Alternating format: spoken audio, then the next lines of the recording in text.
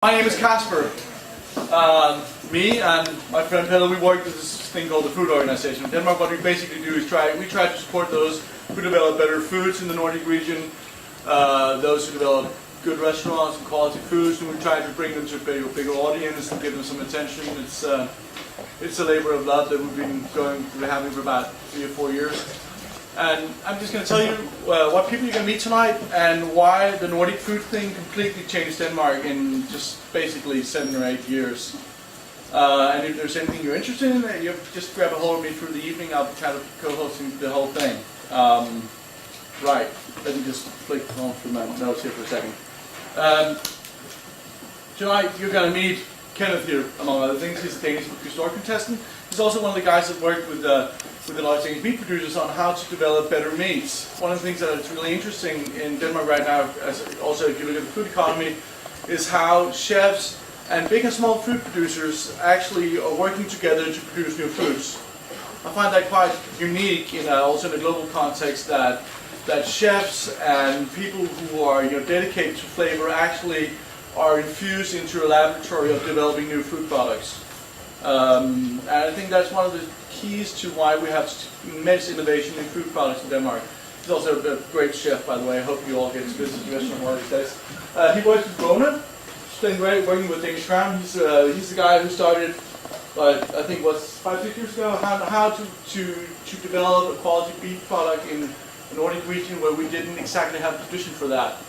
And he's going to tell you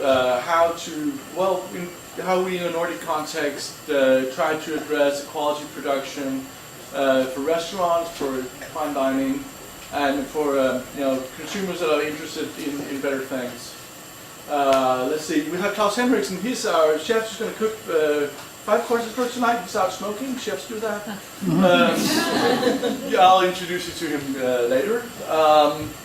He was the first sous chef to leave Noma and start a very, very locavore, regional restaurant of his own. He's one of these guys who has a food language that is completely unto his own. You can recognize his food anywhere on the planet. We're going to talk during dinner about what the stuff he's going to do. And we're going to meet Mikkel also. Mikkel is here with Jacob. He's the guy who changed my opinion the most about beers. He's been undertaking a project, 6-7 years now? On how can you take this beer thing, because let's face it, even though people try it, they produce some wine in Denmark, but it's completely undrinkable. The thing we need to work with in our part of the world to develop beverages is beers. And Mikkel is by far the most, workaholic, skilled guy to do that, working with restaurants like Noma, to bridge, how to get beers into the world of fine dining, where wines and so. I guess we all know our Burgundies. Maybe it's time for something new, and he's going to tell you about what he's working on. Right. I don't know. Can you see this? There's an article in Time a while back that Understanding Nomonomics. And this restaurant, actually at the core of this food revolution in Denmark, completely changed our tourism economy. What kind of products are on the shelves, how labor is being distributed in the work market, how Danes spend their money when they go out. And it is actually, let's be honest, even though we're government supported occasionally, it's absolutely not due to any government subsidies or public support in any kind. In Sweden, they reduced taxes on song and dance, food and wine with 50%. They had zero impact. There has been in Denmark and in some parts of the Nordic region a cluster of very, very talented people that has, basically from sheer ambition created a much more interesting restaurant scene. And from the restaurant scene to the rest of the society, there's been a spread of ambition. And one of the reason that when you look at, I think you can go to any city in the world and look at what is happening in restaurants, and you will find something coming out of Copenhagen in a plate in every good restaurant. And one of the reasons that the new Nordic food thing has been such a long-lasting, successful, stream or influence on modern food is that it's not about food. I mean, I think we've seen just about the amount of knowledge you can put into putting up foie gras on the plate. It's, it's fully developed, it's very great, it's lovely, it's a luxury thing, but the guys that started this food movement that is very tied to interpreting the wild onto the plate, communicating biodiversity through food, making people understand and appreciate nature is very tied to an idealism and an environmentalism. So when you look at it as a social movement, it has a double fault line, meaning that it's some very talented people addressing food in a new way, but it's also a message about biodiversity, about protecting species, protecting nature, and the survivability of this. And I think that's also why it has such a massive impact on business and employment, is that it addresses many more needs than the desire to put something nice in your mouth. I think the French made it good way down that thing about 100 years ago, and it's kind of hard to develop further than that. But all the other things that are tied to food are very woven into that agenda of Nordic food. There is a critique of luxury, a critique of that quality was tied to expensive things, leather furniture, waiters in white gloves and ties. I think the 3 or 4 best restaurants that I know in my region, I mean, you won't see a waiter that doesn't have a wrinkled shirt.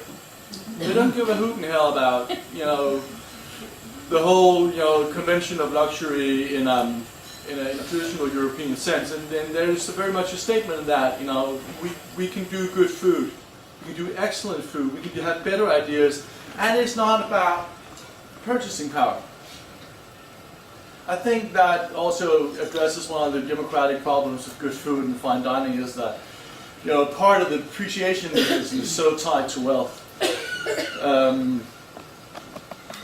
When I started out as a food critic myself, like 7 or 8 years ago, I was in this Italian restaurant, and I was just telling these other guys, I wrote them the day after and saying, can I have a recipe for your biscotti? They're lovely, I'd like to do those myself. But I can't tell you, it's a business secret.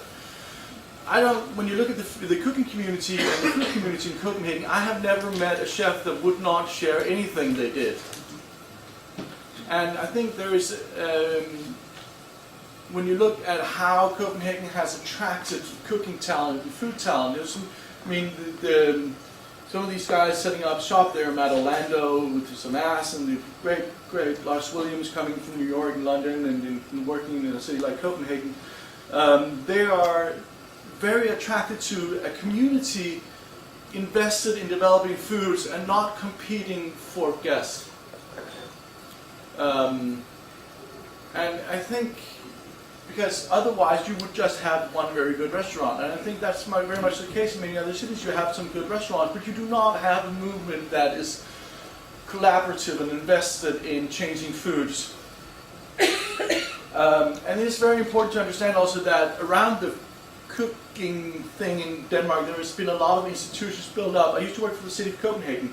That's built a food house that now delivers, to all the children and people in retirement homes, everybody dependent on public meals in the city. That's like 80,000 meals a day, 75% organic. You will not find a public food program in the world that's any better. You have institutions, you have research facilities that invest in the, research into the nutritional value of meals for kids, and how do we use seasonal vegetables and still get all the stuff that we need. When you look at the whole agenda of food and food improvement and using our own nature better, it's not once in a while some chef or some opinion, what would you call that? You would call that pundit, having opinions about what people should do. It's institutionalized. You have research. You have the public sector invested in taking some of these results and the interest in food also to the people that doesn't have the most purchasing power. You have guys like us. We both quit the public sector in different sectors to work on how to help those who do better food, and we can find some public money and companies support us. I think it's very important. Dan, you were talking about you're going to have this thing in Brighton here. Bristol, a city wanting to improve food culture. And I think the massive advantage is you can bring talented people in.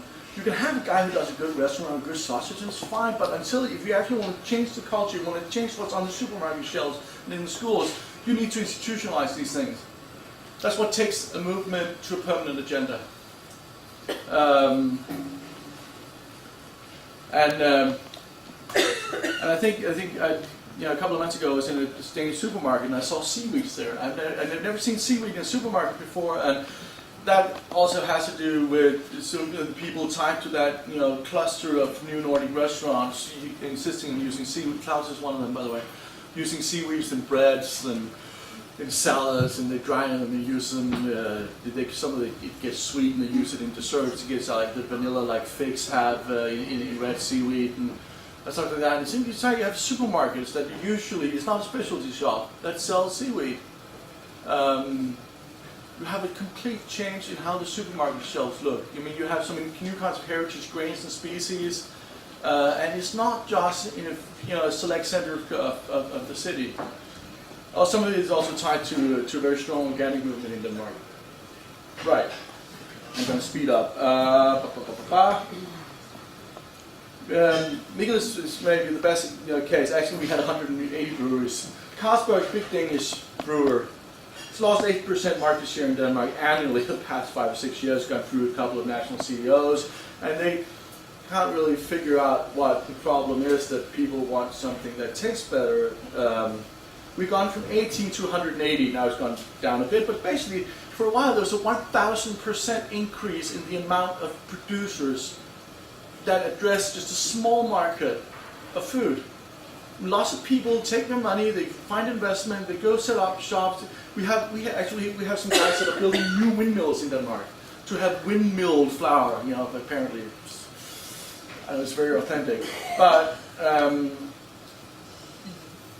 Denmark has culturally gone through a phase of standardization in agriculture, and in the past 7 or 8 years, I believe that 60 years of standardization has almost, at least numerically, been reversed. A lot of the stuff that's being produced, new cheeses, new beers, some of it's not very good, and they're going to go bankrupt, and that's the way capitalism rocks. But it do rock. I mean, it's a huge pleasure to be a part of. I mean, if you're interested in food and flavor, I don't think there's anywhere in the world where you see a larger explosion in the amount of initiative, entrepreneurship, creativity tied to food. And it wouldn't have happened without Noma. Absolutely. Maybe you can say some more about that. This is one thing Carlsberg actually did. They contracted with a research lab set up by Noma called the Nordic Food Lab on basically to get more talent involved in beer making on their side of the shop. Rona, some here. Anyway, the beer guys working with Kenneth. I mean, they have clicked in chefs in because maybe we need to use the talent out there also to understand the social movement of people wanting better, more substantial, more green, more sustainable foods. The bee larvae thing is, I'm not sure it's going to be that big, but at least they're trying something new. Denmark lost 186,000 jobs since the financial crisis in 2008. Last year alone, which is we're a small country with 5 million people, about 1/3 the size of London. Last year alone, we created 5,000 new jobs in the restaurant sector. People lose their jobs, but luxury, fine dining, people eating out, it's booming. Copenhagen is the fastest growing urban tourist destination in Europe. And there's nothing there to see. Trust me, it really isn't. It's really expensive. We don't have Louvre, we don't have the Eiffel Tower, honestly, the only thing you can really go to Copenhagen to have is some people that develop some really interesting things to eat. Nothing to see in Copenhagen. And I'm there. But anyway, I think it's also funny to see that in old days, Danish tourism economy was tied to people visiting the shores, the ocean, renting summer houses close to the sea. And now they come to Copenhagen. and it's a really expensive city. You know, it's. I also do believe, and I really do. I mean, not just from a nationalist perspective, because I make my salary saying it. It is one of the 4 or 5 most interesting places in the planet to eat, and it's yeah. As I said before, it's really fun to be part of. Anyway, you should taste for yourself. I'll let you out of this thing. And Rona and Kenneth, they're going to do some things with meats and different agings and some of the new charcuterie they're doing. We're Winter Nation, so we trust in smoke and salt to keep us and to keep our food through the winter. Mikkel is going to tell you about you know, what pathways he sees for beers and some of the experiments they're doing and with whom they're doing it. And I'll bring Claus out and talk to you about the food. If there's anything you want to talk to me about, I used to be a food critic, I used to work in politics, now I kind of market those people that I think, you know, makes, you know, the palate, you know, sing and dance, I guess. Grab a hold of me. I'll be here through the night trying to do some photography also. But pleasure meeting you. Good.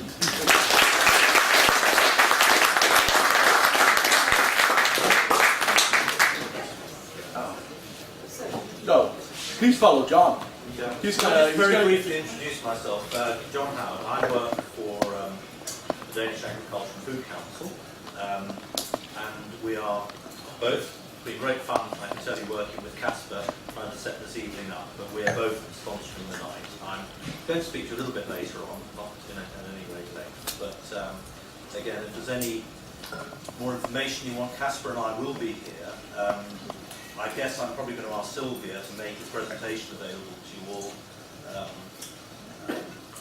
tomorrow morning, hopefully, if it's of interest. But if there are things that you want to talk about, you can buttonhole me, but even better buttonhole that guy, because he knows a lot more about Denmark. Thank you. I forgot. John is basically your host. I'm sorry. No, I'm here for the beer. You're the one who's going to do some work tonight. But anyway, if you'd like to follow me, we'll go and try some meat in the kitchen. My name is Rona, and I'm the daily manager of the Gold Room. I don't know if Casper mentioned it from there. The Gold Room started back in 2000, where the genuine opinion among the Danish top chefs was that the Danish Crown is just one big international company was ordering a lot of pigs and selling a lot of meat, big boxes. So we asked them to tell us what they want, and we started off with one chef who was helping us, guide us what would be interesting for the chefs. And then we find a little assortment with walking pigs and suckling wheel and something like that. And we start off with 6 restaurants and try to live them as good as we can. And today we have 40 restaurants. And some of the cuts we are doing now are a little bit unusual for the Danish market, such as testicles and spleens, and even cow udders. But also something like this, rib roast, that we are pinning. That's one of our biggest products. I'm just sitting this piece of meat around. It hasn't been corn-fed, so that's why it's quite amazing that it has this really nice grated fat inside. Have a smell. It's been hanged for 60 days, 70 days? 60 days. 60 days. Have a smell. I think it smells amazing. So when we are working with the chefs now, What breed is we're trying to have a very good relationship with What's the breed? so I drive around Denmark visiting restaurants for 3 days and ask them what they want all the time, and then go back to our slaughterhouses and try to find the products. To go back to the meat we were just seeing here, every time we are presenting this to somebody, they are asking us what kind of animal is it and how old is it, and we don't really care about those things. We're getting it from 3 different slaughterhouses where we have some trained staff to look at three things in the meat. That's the size, and then the color has to be deep red, and then the most important you can see is the marbling, because that's what the chefs want. Sometimes the animals are 2 years old, sometimes they are 10 years old. They have the right color size and marbling, then they really like it. You have to be able to find a system in it. I mean, you have We only visualize. I haven't found those statistics. Yeah, and you told me you have to take 7,000 pieces of cattle being slaughtered every week, and you get 100 pieces of meat. Is there a particular breed? No, that's what I was saying. We don't care about that. We just look at those 3 criteria: size, color, and marbling. So the history of the animal is not important to you? No. Okay. And with people asking for different cuts of the animal and different ways it's being reared, do people ask about different ways slaughtered as well, or is it that people are specifying the size of the meat? What we were talking about earlier also is how to get such marbling with these Denmark. We're selling more milk and we're selling meat. So all the cows we get in, they have been milked for their whole life, and then an idea we have is that then the last months of the year is put on grass and just eat, and then it develops that fat inside the meat. I had the same thing as I was thinking that, okay, good meat will have to come from corn-fed American beef, it has to be a special breed, but it really isn't. It's about basically selecting very few pieces of meat from animals that just have the right fat composition, and then the age really isn't a factor. And then you don't have to corn feed or maize feed them to give them that very soft American meat, but that doesn't really have a lot of flavor. As you have, when we taste it, you will probably see that it's not as tender as American beef, but the taste is, we think, amazing. So when you say you select only a small bits of meat, you kill 7,000, Yeah, we killed 7,000 animals a week. but you only get 700 pieces. 100. Among those 7,000, we only find. So what happens to the rest of the meat? Sold to all other. I'm only selling to these 40 restaurants. So I say, yeah, we only find 100. That's not good enough. Not good enough. So that's just bread. Another thing we have here is a new product we are making called Era, which is an Nordic alternative to the Spanish hams, and it's made of Duroc, a breed. There we are going for the breed because these are much more marble than an ordinary Danish pig, and we let them grow up to be 6 months, and they are 160 kilos when they are slaughtered. So that's why it's more marbled than regular. You should have something to eat, shouldn't you? Okay, just really quick, I have made together with my great chef colleague Kasper a lot of small samples here. We have a very young beef here, cut with tarragon and fried cheese. We have cheese ravioli. When you say young beef, that would be 1 week. 1 week. 10 days. Yeah. We have pork cracklings. We have, of course, a lot of that amazing sausage that Rune has been making. We have beetroot ravioli with horseradish cream. We have smoked. We have a mushroom bouillon with smoked pork belly, and of course, I'm gonna cut a piece of the amazing ribeye. Which would be And how old? this is 60 days. And of course you're going to have 5 courses in a second. So feel free, but remember 5 courses coming up. And Claus is making huge portions. So. Okay. 20 minutes, 300 degrees.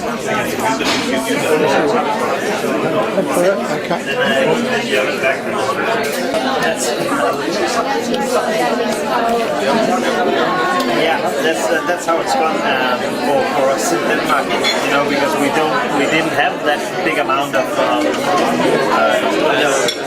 That's why we have these.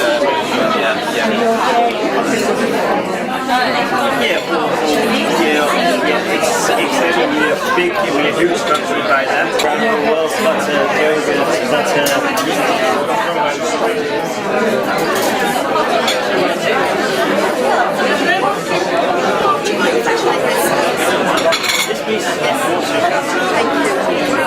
And that is their first shot at it. I find it exceptionally creamy and very, very delightful. I would, be afraid of aging it further. It would go maybe really hard.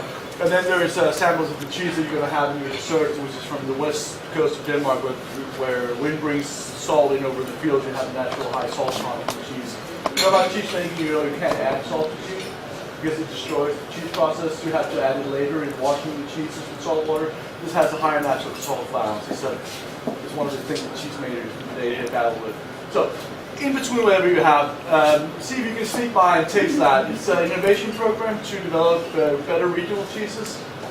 Some of them are really good. Some of them are kind of weird, taking out of production. I think this one is going to stay in there. I think it's very successful, and not too aggressive good cheese. Anyway, bye-bye. The beer world is very, very interesting and has been very important for us. And I hope that you will see tonight that this is something that gives sort of new dimensions to food, and especially to beer. But we discussed today what we should talk about here, and I think the important thing here is maybe to talk about how we look at ingredients and also how we see the interaction between the chef world and the beer world. And Mikkel has been very influenced by the chef world, so maybe Mikkel, you should take over and start telling probably about the net beer thing. Thanks. The first beer is actually beer from a new series that we released last week in Copenhagen the first time. It's a series that I've done in collaboration with a Danish chef called Mikkel, who has a restaurant in Copenhagen, Nordic, one of the greatest restaurants in Copenhagen. And I've been working. The story is that when I started brewing commercially in 2006, after 3 years of home brewing, I started also my interest in food and finer dining grew from my interest in making beer. So I started going to restaurants, I started working, talking to chefs about beer, and I realized that most chefs in Denmark, and I realized later that in the rest of the world, really don't care about beer, or didn't care about beer at all. If I asked them, you could go to a restaurant in Copenhagen that has the greatest food and have the greatest wine cellar, and if you ask them about beer, they would mention Jacobsen, which is a sub-brand to Carlsberg, which is completely not interesting, to say the least. So, after a couple of years working with these chefs, talking to these chefs, I decided in 2010, when we opened our first bar in Copenhagen, I decided to try and change that. I decided that I wanted to give beer a place in fine dining restaurants. So I invited the crew from different restaurants down to my bar to do a beer tasting. Not to sell beer, but just to show them what beer also is. And this actually changed a lot, both for Mikkel, but also changed a lot for restaurants and how they view beer in Copenhagen to begin with. I invited the personnel from the crew from Noma, from Nordic, from a few other Michelin star restaurants, and to pretty much all of them, it was an eye-opener that you can actually brew beer that has a lot of flavor. Some of them actually has flavors that you can find in wines as well. We do a lot of barrel aging, we use a lot of different ingredients, we do a lot of different yeasts, which is not known if you only know about the kind of big breweries. So in 2010, I started working with, we have a Michelin restaurant in Copenhagen, a Thai restaurant, the only Michelin Thai restaurant in the world, called Cuisine, and I started working with them in 2010. I also started working with Noma. We did a house beer for Noma, which obviously changed the restaurant's world view on beer in Copenhagen, because if Noma can serve beer, everybody can serve beer, obviously. So from then, we started working with more chefs, and we invited more chefs down to our bar to teach them about beer and to teach them about different flavors and different varieties that we are making. And for me, it's become one of these things that I'm really interested in changing in the beer world, in the food world. We started in Copenhagen, and we have moved on from there. Now we're working with, and we will taste some more beers that we'll explain afterwards. But now we're working with chefs in the US. We just, as Kasper said earlier, we just did a house beer for El Cellar, the new #1 restaurant. And it's for me, it's interesting to see that in a few years, beer has actually gained a place in these restaurants, and they actually care about it. I love wine, and I love drinking wine when I go to a good restaurant. I'm not saying that they should replace wine with beer, but what I want is that the chefs recognize beer not on the same level as wine. Maybe not use it in the wine menu, but at least that they care about what beer they serve. That they don't know that they if you ask for beer at Noma, you don't want to get a Carlsberg served. You want something that is actually well thought and that's cared about. And that's what I've been working about. And this series is kind of the culmination of that, because in 2010 as well, I started working with this guy, Mikkel. If you haven't been to this restaurant in Copenhagen, you should go. It's, in my opinion, the most amazing restaurant in Copenhagen. And 2 years ago, we sat down and we said, we want to do a series of beers that you can pair with food. And I know it sounds a little bit, because what is pairing with food? Food is everything, and how can you do that? So we decided to take the 5 tastes, the bitter, salt, umami, sweet, and sour, and try and incorporate them into the beer, so that when you want to pair it with your food, you find what is this dish dominated by, and you can either complement it or you can do the opposite. So we created these 5 beers, and the first one you're tasting, or the one you're tasting tonight, is the sour one.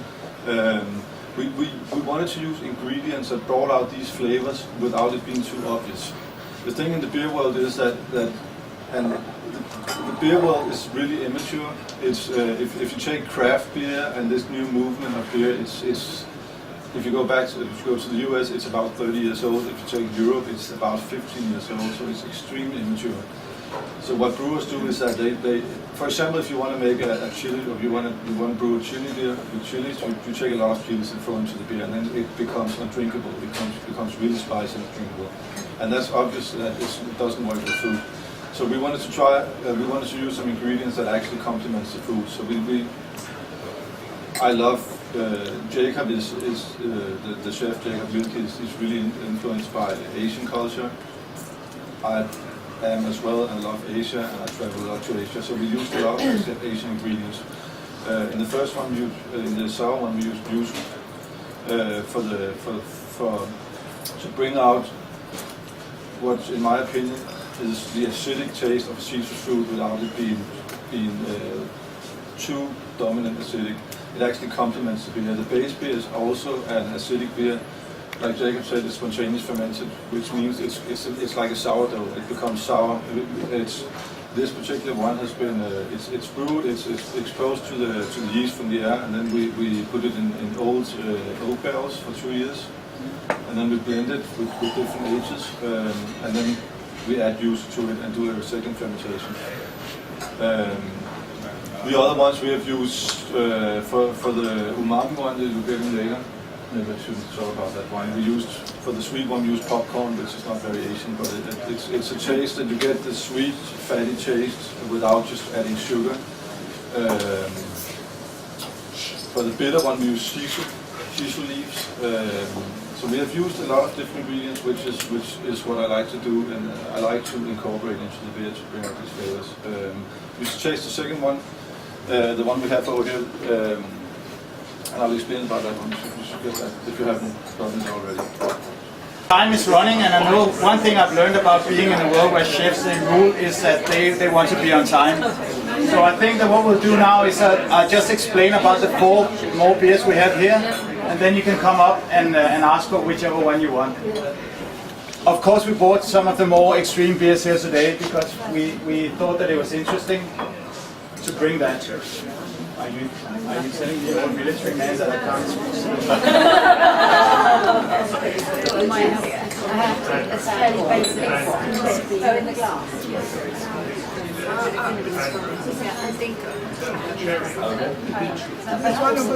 Did this actually make a difference?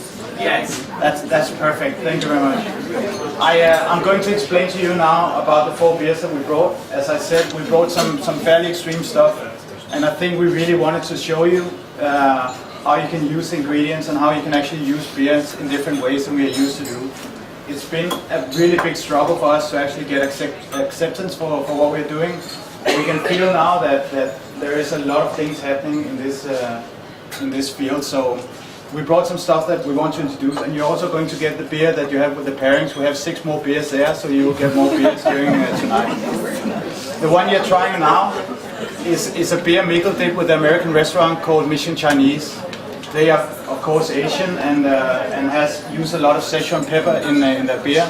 So this is a pilsner that is flavored with Szechuan pepper and some smoke, and that's what gives sort of the perfume feeling and also a little bit of numbness to the tongue. After that we have 3 more beers that you can come try if you like. We've done a lot of science on how to do beers and how to develop beers, and one of the projects Mikkel has done is a barrel age project where we put a very strong barley wine, 90.3%, on new French barrels from 3 different producers, 2 different closings, which meant that we had 6 different barrels that we could put this beer on. We created 6 completely different beers from this, even though they were brewed at the same time, they were barrel aged for the same time. It's very interesting to try 2 of these different ones up against each other. The 4th one is another Spontan beer. It's a red one I have here. It's a Spontan ale with beetroot. It gives this amazing color. It also gives a very nice dryness and some sweetness to the beer, so you should try this. It creates a very nice balance.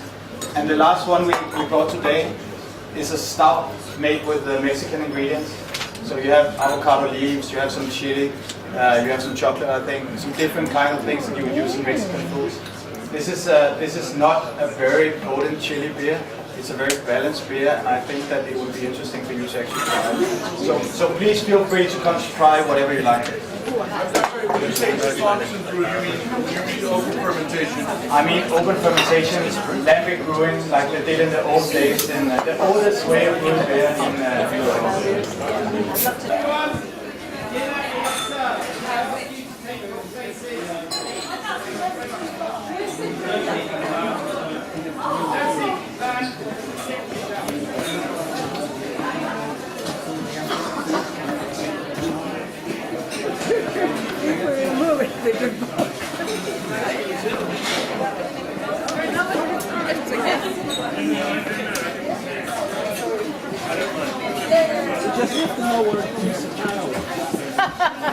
I loved it. I have the most incredible memories from here. I heard food mountains, and I did mountain biking and kayaking, and went to a Thai boxing match, and went to see the tigers, and it was so fabulous. I loved it. So I spent a week there, and then I went back. Yeah, I took buses most places, and then I went to Copenhagen, which was good. I really liked it there. It was obviously paradise. It was quite empty because I think it goes in waves as to only moved more when the Borg made us, but I didn't really want to go for that. Introduced as a personal hero of mine, even though he's younger than me. I'm trying to get over the whole age thing here. Claus is one of the people who was, one of those 2, 3, 4 very, very talented chefs that created the language of Nordic food. As I said, he's one of those guys that you can have his food anywhere on the planet. You'll meet him, you know who's in the kitchen. And he's going to go through the first couple of courses with you. Mikkel's going to tell you about the pairings with beer. I'm going to bring it out later and introduce the last 3 courses. Claus is cooking at a castle an hour and a half outside of Copenhagen. It's an absolutely beautiful place, and it's also one of the most creative and most extreme, actually, kitchens that you'll find. And he has no mercy on people. They come for steak, they come for Bordeaux, and they go home empty-handed. Thank you, Kenneth. Okay, I'm going to explain a little bit. In front of you there's some whole-baked bread. We have horseradish butter, and the one you can see with the small dark edges on is the roasted chicken skin butter. Then the first course, the first course of this today is very simple lasagna, raw apples, smoked Danish pork fat, baked, shrimp, caviar on top, hazelnut and brown butter. Then the next dish is one of the ones I like the most. It's just simple. It's oysters, and what goes well with oysters is pearls. The pearls made of potatoes, cream made of oysters, a little bit of dill oil. So enjoy it, and come back to you later.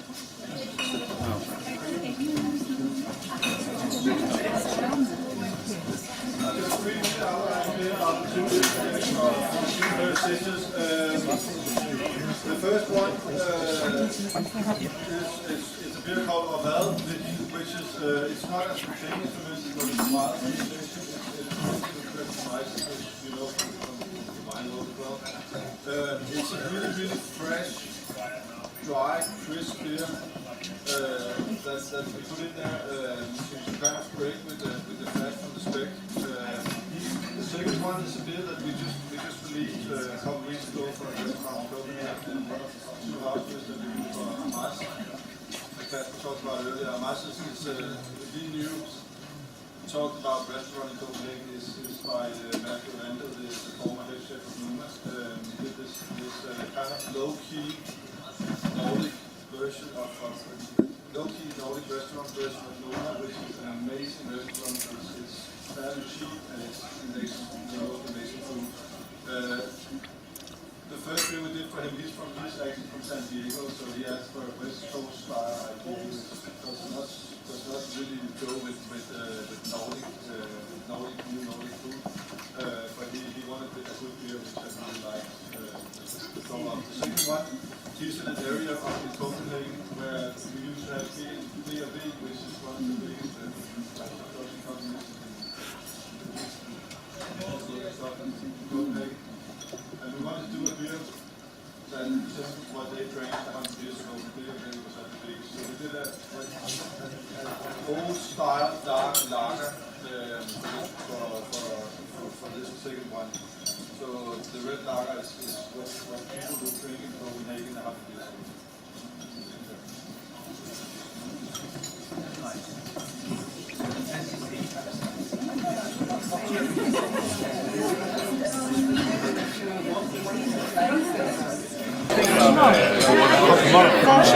Okay, here. Or let me explain more. In Denmark, 10 years ago,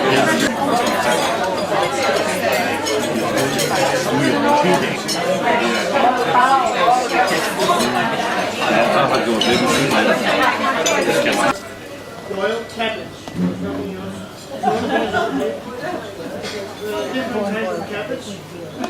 On the side is going to be a little bit of the veal bone whatever you want, if you want it. Then the dish afterwards is a little bit more tricky. It's this Danish cheese sliced very thinly. Served with this castle that's been crushed with a lot of bread and the cheese. And you have some roasted butt meats, raw vegetables just to give some more crunchiness. And then we have the dessert. There's this some yogurt, mousse with over 20 pears, Danish aquavit, and slightly on the side with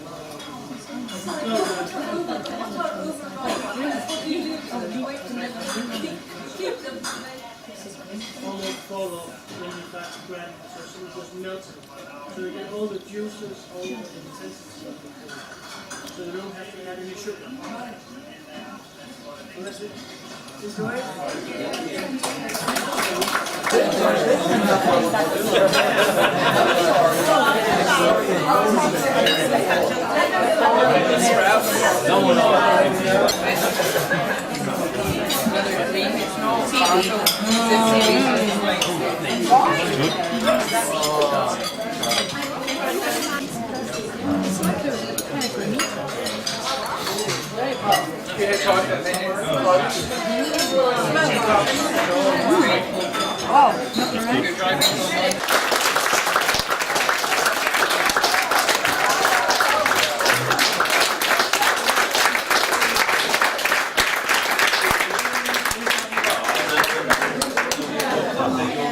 Don't hide behind the girl. About this, I wouldn't. I'm so flattered that so many of you came and took an interest and made it a great evening for us. It's I don't organize stuff very easily, and it's been kind of hard work for me. My boss occasionally thinks that you do real work. I'm so glad you came. Really, I was so flattered when I saw that there were so many people that would come and take a look at it. And I'm proud that such talented friends of mine, Mikkel and Claus and Kenneth and all you guys, that you want to come over here and help us with it. It's been a real treat. Thank you so much. And by the way, I'm not Viking-esque. I'm more Borg-esque. Fool me. But I mean, we must from the Guild thank everyone hugely, but also, of course, Simon and John. I mean, all of you chefs and soup.